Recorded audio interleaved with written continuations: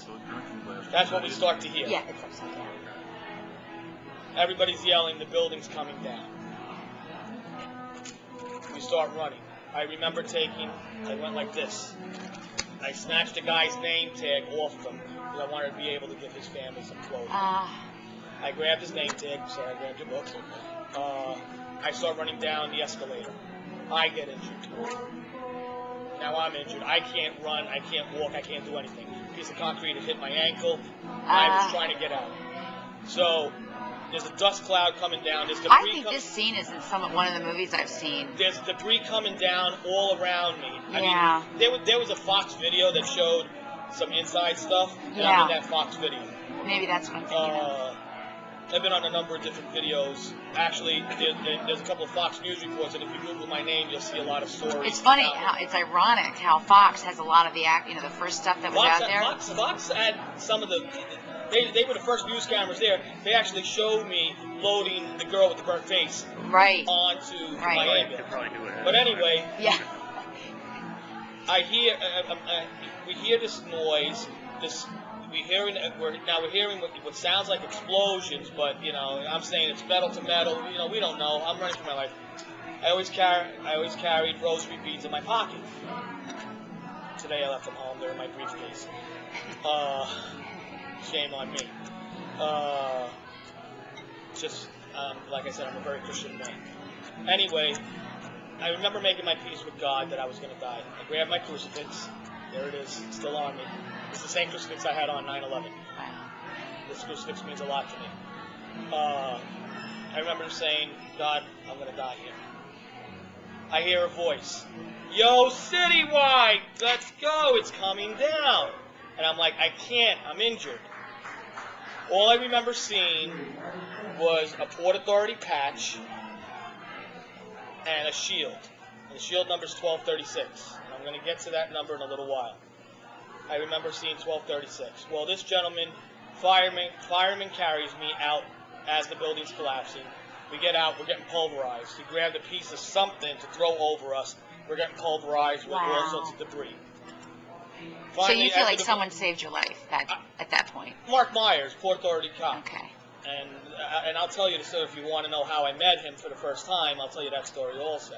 I don't want to bore everybody. I don't want to take the whole night away from everybody. You already knew the guy prior to this incident? No. I didn't know him. So we get outside. He gets us outside. He unburies us. And he's yelling, "Member of service down." Now my eyes are burning. My right eye is severely burnt. And my body was like on fire. My body was on fire. Not literally, but I was burning up. He says, "Member of service down." He's yelling. I need a unit. He says, "I need a unit. I have a member of service down." He says, "I have an EMT down." So somebody came over to me and said, "Oh my God, it's Charlie from Citywide." So they put me on a stretcher. They put me on a longboard. They put me on a stretcher. They ripped my clothes off. They're telling me, "Charlie, we're going to cup your eyes." And EMS, what that means is, what they're going to do is they're going to take they're going to hang an IV bag. They're going to take a nasal cannula. They're going to poke a hole in the IV bag. Then they take a nasal cannula, which is an oxygen cannula. They literally put it over you, and instead of putting it in your nose, they put it in your eyes, and they start flushing your eyes out. So they're starting to flush my eyes out. They put a burn blanket on me, and they start watering me down with saline. And they take me to Jacoby Medical Center, which I actually had been one of the ones that had designated as the responding hospital for all members of service from EMS. We were trying to decide what hospitals were going to take care of what service. Unless, of course, you were critical, then you went to St. Vincent's. So you had already picked where you were going to go? Well, not by choice. I didn't want to be a victim. So I get to Jacoby.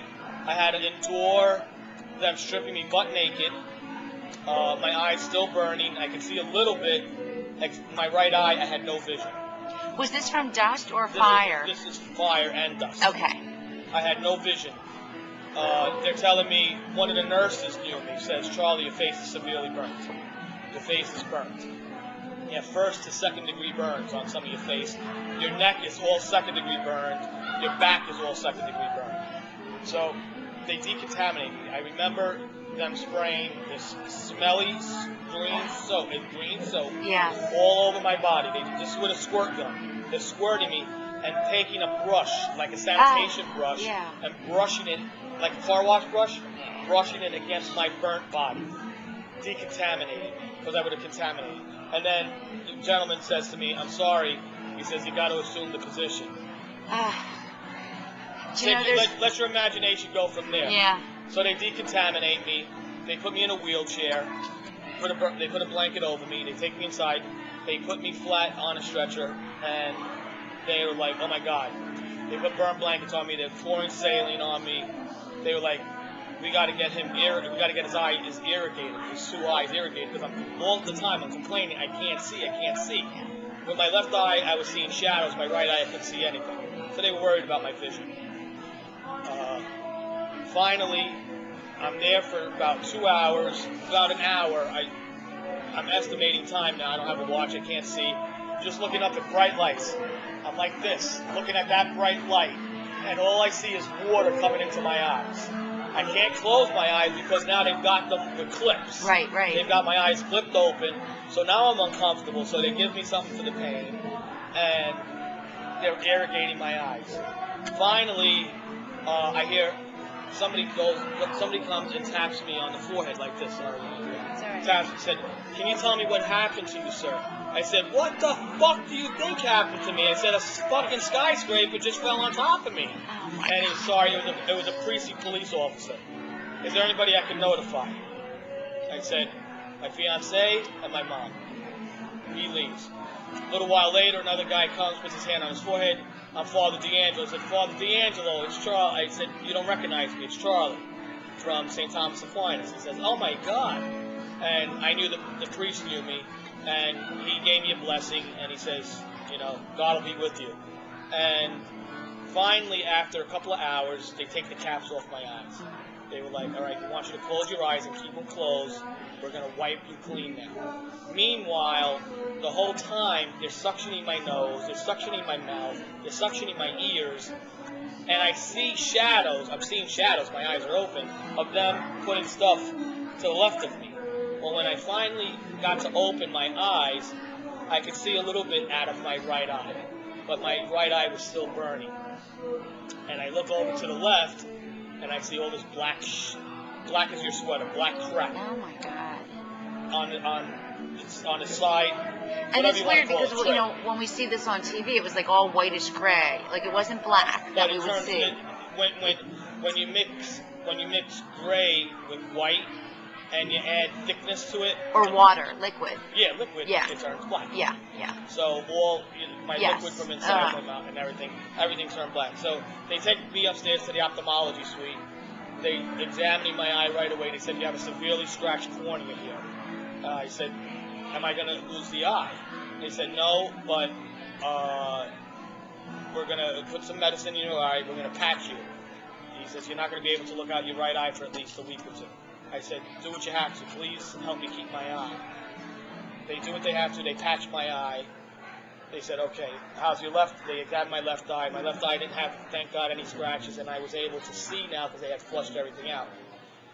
They take me back down to the ER, and they said, "We're going to put you in a holding area." Other EMTs had come in, from my company and other companies. Other responders were being brought in. And I said, "I want to go back." They were like, You're getting admitted to the hospital." I said, "Bullshit." I called my boss. Wow. I told him, "Bring me a uniform." He says, "Charlie, you're crazy." He says, "They're telling me you have first and second degree burns." He says, "Bring me a effing uniform." Put a uniform on. Went back to ground zero. Unbelievable. Could you see, what was the percentage of your sight at this point? I could see with my left eye. That was okay. it. So you weren't driving, right? I'm driving like this. Okay. And somebody had brought my Jeep uptown.